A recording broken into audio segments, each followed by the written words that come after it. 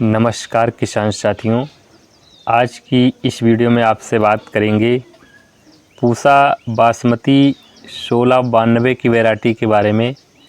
जिन किसानों ने रोपाई कर रखी है उसमें हम बताएंगे बालियाँ निकलते समय यानी गोब की अवस्था जब प्रारंभ हो जाती है, मतलब तने में बालियाँ जब बनना प्रारंभ हो जाती है, उस समय आपको क्या करना चाहिए, कौन से माइक्रोन्यूट्रिएंट्स तत्व का स्प्रे करना चाहिए, कौन सी खाद डालनी चाहिए।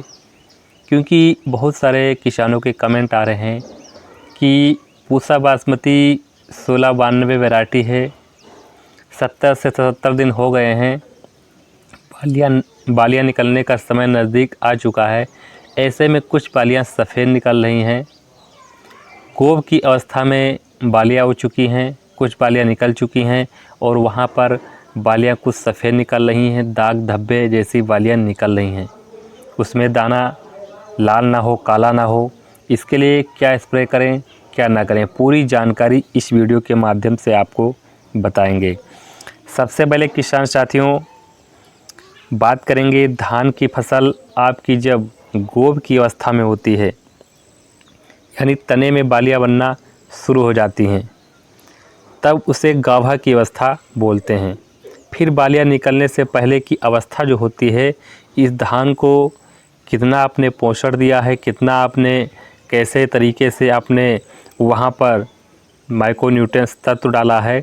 कई बार किसान भाइयों ऐसा होता है कि हमारी बालियाँ निकलने के समय लापरवाही हो जाती है, थोड़ी सी चूक हो जाती है, अच्छी फसल होने के बावजूद भी बढ़िया उत्पादन नहीं मिल पाता है। तो किसान भाइयों इस समय फसल में बीमारियों का प्रकोप भी बहुत ज़्यादा दिखाई देता है। पहले इतना प्रकोप नहीं होता था, लेकिन इस समय जो बीमारियां होती हैं बहुत ज़्यादा प्रकोप है।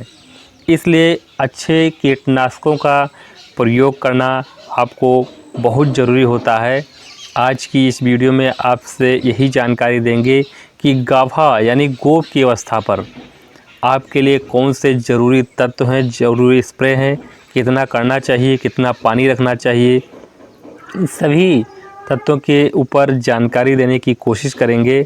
किसान साथियों बहुत सारे किसान भाइयों का कन्फ्यूजन रहता है कि NPK 05234 बोरान और NPK 0050 का स्प्रे करें, फिर कीटनाशक मिलाकर स्प्रे करें या ना करें, इससे लाभ होगा क्या नुकसान हो सकता है। तो साथियों पूरी जानकारी आपको बता दें कि NPK 05234 में 52% फास्फोरस तथा 34% पोटास की मात्रा होती है। तो किसान भाइयों फास्फोरस का काम होता है धान में बालियों की संख्या बढ़ाने का, ट्रांसपोर्ट करने का, पौधे से बालियों तक भोजन पहुंचाने का कार्य जो हमारा फास्फोरस करता है। दाने क्वालिटी का मेंटेन करने में, दाने को कमज़ोर होने से रोकने में, बालियों को भरपूर पोषण देने में फास्फोरस और पोटास का किसान भाइयों अहम यहाँ पर भूमिका होती है। जो पोषण देने का काम होता है वो फास्फोरस और पोटास का होता है। इसलिए गोब की अवस्था में यानी बालियाँ जब तने में बनना शुरू हो जाती हैं, कुछ बालियाँ परसेंटेज हमारी निकलना शुरू हो जाती हैं, उसके पहले ही आपको स्प्रे किसान भाइयों कर लेना चाहिए।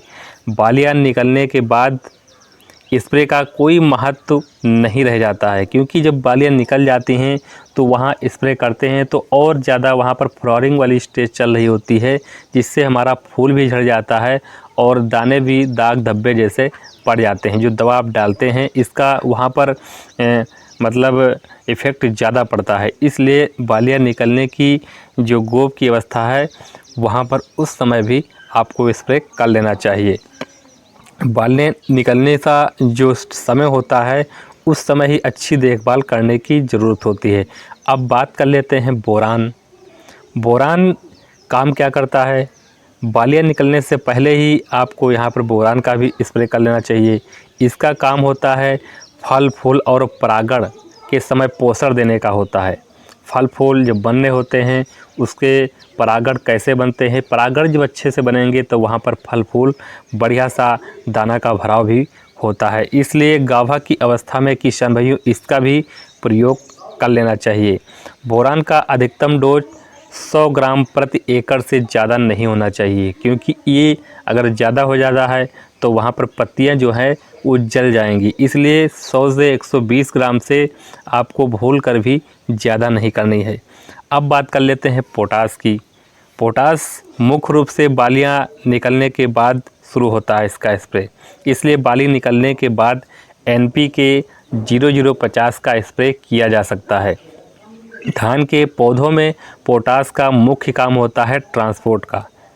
पोटास धान के पौधे द्वारा पत्तों में बनाए गए खाने को धान के जो बालियां हैं बालियों तक भेजने का काम पोटास करता है। इससे दानों का जो सही पोषण होता है वो अच्छे से मिलता है, दाने का भराव जो होता है वो अच्छे से होता है, दाने हमारे मोटे, चमकदार और वज़नदार बनते हैं।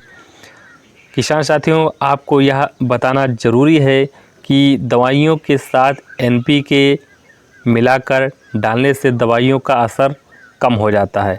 अब अगर फंगीसाइड दवा डाल रहे हैं, इंसेक्टिसाइड दवा डाल रहे हैं तो आप डाल तो सकते हैं, लेकिन वहाँ पर जो दवाइयों का परसेंटेज होता है वो कम हो जाता है। कई बार इससे पत्तियों की जो ऊपर की झंडा पत्ती बोलते हैं, फ्लैग पत्ती बोलते हैं, वो पीली पड़ जाती है। लेकिन साथियों, आजकल जो बाज़ार में HD NPK आ रही हैं, आपको बाज़ार में जाते होंगे मार्केट में तो आप देखते होंगे HD NPK मिल रहा है, जिससे दवाइयों के साथ मिलाकर आप स्प्रे किया जा सकता है। जो पहले क्या होता था, पहले NPK केवल NPK 03234 NPK 0050 आता था, तो इसके संग HD NPK मिल रहा है, जिसे दवाइयों के साथ मिलाकर आप स्प्रे कर सकते हैं। बालियाँ निकलने के समय आपको कुछ बातों को ध्यान रखना चाहिए कि स्प्रे सुबह की बजाय दोपहर या फिर शाम को करना चाहिए। सुबह आपको नहीं करना चाहिए क्योंकि ओस बहुत ज़्यादा पड़ती है, पौधे हमारे गीले रहते हैं। तो सुबह के समय बालियों के दाने का मुंह खुला रहता है, दाना जो है उसका मुंह खुला रहता है, जिसके अंदर दवा नहीं जानी चाहिए। अगर दवा जाती है तो दाना हमारा वहाँ पर दाग धब्बे जैसा हो जाता है, दाने का भराव अच्छी प्रकार से नहीं हो पाता है, दाना हमारा लाल और काला पड़ जाता है। दूसरी ध्यान देने की बात यह है कि धान में स्प्रे करते समय पानी की मात्रा 160 लीटर से कम नहीं रखनी चाहिए। आपको पानी की मात्रा आप जितनी ज़्यादा रखेंगे दवा हमारी उतनी अच्छे से काम करेगी। तीसरी चीज़ आपको ध्यान देने वाली बात यह है कि बालियाँ निकलते समय खेत में भरपूर सिंचाई ज़रूर रखनी चाहिए। जब से बालियाँ निकलना शुरू हो जाती हैं यानी गोभ की अवस्था प्रारंभ हो जाती है और जब तक दाना अच्छे प्रकार से भराव ना होने लगे तब तक आपको सिंचाई ज़रूर करनी है। पानी की मात्रा आप नहीं कम करना है। अब पानी ज़्यादा आपको खड़ा भी नहीं करना है कि पानी आप बहुत ज़्यादा खेत में भर दिए, मतलब नमी, आपको गीला खेत रखना चाहिए। अगर आपने अधिक पानी की मात्रा वहाँ पर रख दिया है तो बीमारियाँ आने का खतरा किसान भाइयों बढ़ जाता है। बालियाँ निकलते समय खेत में ज़्यादा यूरिया का प्रयोग नहीं करना चाहिए। जो भी आपको माइक्रोन्यूट्रिएंट्स तत्व, यूरिया, पोटास जो भी डालना होता है वो बालियाँ निकलने के पहले की अवस्था में डालना चाहिए। जब बालियाँ निकलना स्टेज प्रारंभ हो जाती है उस समय यूरिया का प्रयोग नहीं करना चाहिए, क्योंकि यूरिया पौधे की हाइट को बहुत ज़्यादा बढ़ा देगा। आपका धान अगर थोड़ा भी वहाँ पर हाइट ज़्यादा हो जाती है, हवा तेज़ चलती है और धान आपका गिर सकता है। इसलिए किसान भाइयों, इन बातों का अगर ध्यान रख लेते हैं तो आपकी जो बासमती की 1692 या 1509 है, कोई भी धान की वैरायटी लगाई है, इससे आप अधिक से अधिक उत्पादन ले पाएंगे। जो भी कुछ समझ में नहीं आया है तो नीचे आप कमेंट कर सकते हैं, लेकिन उससे पहले जो भी किसान भाई चैनल पर नए हैं, रिक्वेस्ट है चैनल को सब्सक्राइब कीजिए और वीडियो को लाइक कीजिए, ज़्यादा से ज़्यादा अन्य किसानों को भी शेयर कीजिए। मिलते हैं अगली वीडियो में नई जानकारी के साथ। नमस्कार।